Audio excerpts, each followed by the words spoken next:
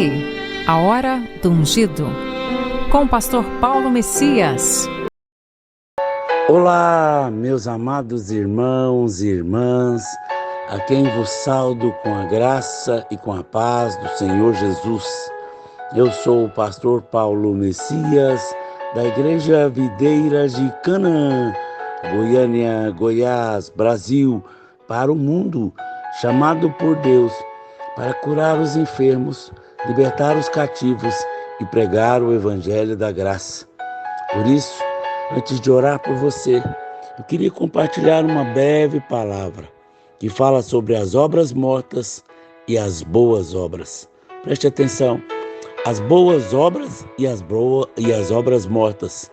Em Hebreus capítulo 6, verso 1, diz o seguinte: deixamo-nos nos levar para o que é perfeito, não lançando de novo a base do arrependimento de obras mortas e da fé em Deus. Em Tito, capítulo 2, verso 7, torna-te pessoalmente padrão de boas obras. Em Apocalipse, capítulo 3, verso 1, diz: conheço as tuas obras e que tens nome de que vives e estás morto. As boas obras é o serviço que é feito na dependência de Deus e para Deus. Paulo está lembrando a Tito de ser padrão. Por que o Paulo o lembra disso? Porque todos correm o risco de tornar o seu serviço obra morta, sem valor. Você deve ser padrão em sua liderança, fazendo a obra com diligência, encargo e paixão. As obras mortas são aquelas que não têm poder de gerar vida, são inoperantes para edificar. Elas estão relacionadas a algo que está espiritualmente morto e não pode se reproduzir. Em Apocalipse, a palavra obra significa trabalho, aquilo que a pessoa se ocupa em fazer, produzir, ou ainda um empreendimento. Era uma igreja que tinha obra, mas elas não eram contadas diante de Deus, porque não eram íntegras. Ser íntegro é ser perfeito, inteiro, completo. Integridade fala de plenitude. É claro que Deus não está referindo-se a algo perfeito do ponto de vista humano, mas que agrade a Deus. Portanto, é possível ter muitas obras e nenhuma delas ser contada diante de Deus. Por exemplo, existem as obras da carne. As obras da carne nem sempre visam ofender Deus. Às vezes o seu alvo é ajudá-lo, é cooperar com Deus, por meio da boa intenção. Mas veja o que a Bíblia diz sobre isso em Romanos capítulo 8, verso 8. Portanto, os que estão na carne não podem agradar a Deus. Sara é um exemplo típico de uma boa intenção que tentou ajudar a Deus a realizar o seu propósito, quando ela planejou o nascimento de Ismael. Você ter uma boa intenção, mas ser da carne, assim essa obra não vai agradar a Deus, porque os que agem na carne não podem agradar ao Senhor.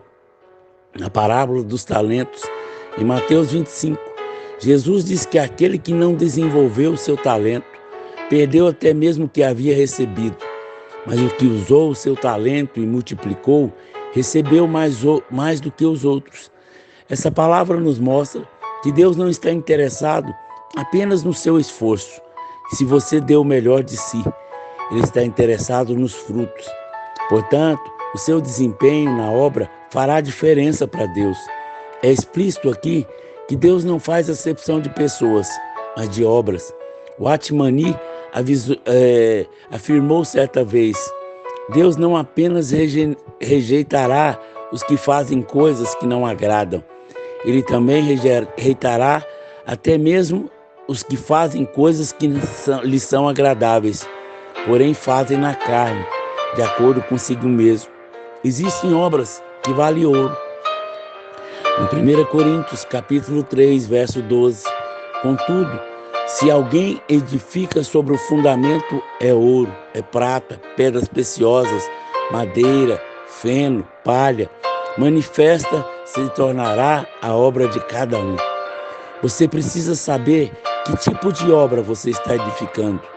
Talvez você pense que não está edificando obra alguma. Engano seu. A Bíblia diz que todos edificam, mesmo aqueles que não fazem coisa alguma, estão edificando um tipo de obra. O texto diz, a obra de cada um. Portanto, cada filho de Deus está edificando uma obra. A questão é, que tipo de obra? Obra que vale ouro, que tem alguma característica própria. E uma obra que é realizada em Deus e não fora dele. Deus não está interessado em quem faça um tipo de obra como quiser. É Deus que realiza todas as obras que fazemos. Tudo vem dele, por meio dele e para ele. Podemos fazer muitas coisas fora de Deus. Você pode pregar, escrever livro, gravar CD, liderar célula, criar seus filhos, ofertar e por aí vai. Isso tudo pode ser o homem fazendo e não o Espírito se movendo. A obra que realizamos em Deus é aquela que dependemos completamente dele, para ele. Senhor, concede-nos a paz, para que todas as nossas obras tu fazes por nós. Isaías 26:12. As obras serão testadas, o ouro permanecerá.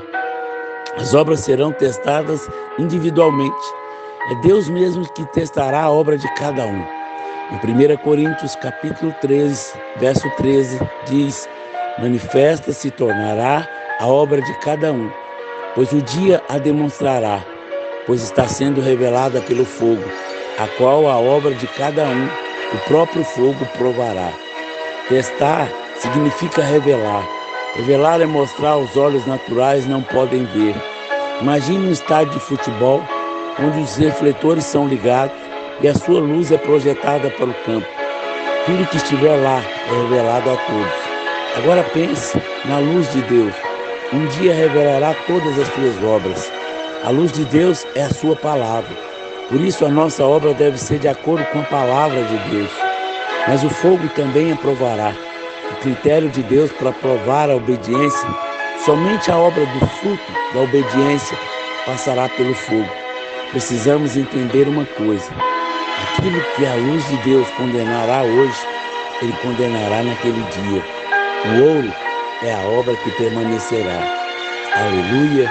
E possamos ser ajudados pelo Espírito Santo a cumprir o propósito de fazer obras que agradam ao coração de Deus. Vamos orar? Vamos falar com Deus? Pai, graças te damos, Senhor, por cada revelação, pela tua palavra. Que a tua palavra tem gerado vida, tem aberto os nossos olhos, porque tudo que nós fazemos é para o Senhor. Ajuda-nos, ó Espírito Santo, dando-nos sabedoria, dando discernimento, que as nossas obras não sejam obra da carne, e sim obras do Espírito. Que o Espírito Santo venha nos ajudar, venha nos capacitar, venha cada dia mais nos conduzir à palavra de Deus, dando-nos sabedoria para pregar o Evangelho da graça, para cumprir o teu propósito. Livra-nos, ó Deus, da independência, livra-nos da dureza de coração, livra, ó Deus, de toda mágoa, todo ressentimento. Nós queremos ser usados pelo Senhor, ó Deus Santo e Poderoso. Aonde essa palavra chegar, que ela gere vida, que ela abra os olhos dos seus filhos, livra eles do engano, livra do erro, livra da tristeza, livra da condenação, livra da acusação, Pai, em nome de Jesus. Amém, amém e amém. Se essa mensagem abençoou a sua vida, nos ajude a compartilhar para que mais e mais pessoas sejam alcançadas. Se você foi abençoado e quer abençoar o nosso ministério, você tem liberdade. Nós trabalhamos com várias frentes. Nós abençoamos pessoas com cestas básicas, levamos pessoas para ter um encontro com o Senhor. Se você deseja abençoar o nosso ministério, que Deus possa te prosperar abundantemente, fale comigo. Eu vou te dar o número da conta, os Pix, para que você possa nos abençoar. Nós não cobramos para orar e nem para pregar para ninguém. Mas sempre Deus toca o coração de alguém que quer investir no nosso ministério. Que Deus te abençoe ricamente, em nome de Jesus.